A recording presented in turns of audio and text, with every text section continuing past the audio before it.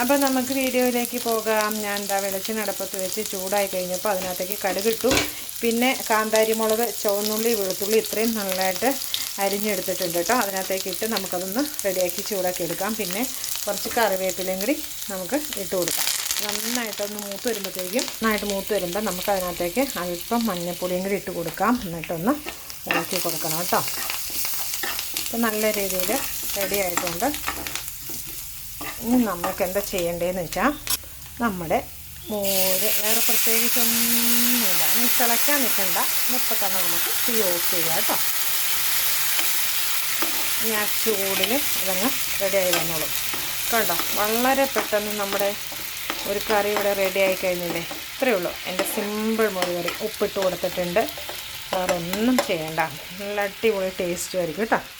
ചോറിന് ഒഴിച്ചു കൂട്ടാൻ ഇതല്ലാതെ വേറെ ഒരു കറിയും വേണ്ട. നല്ല ചൂട് ചോറിലേക്ക് നമുക്കതാ ഇതിങ്ങനെ കോരി ഒഴിച്ച് നല്ല ടേസ്റ്റാണേ.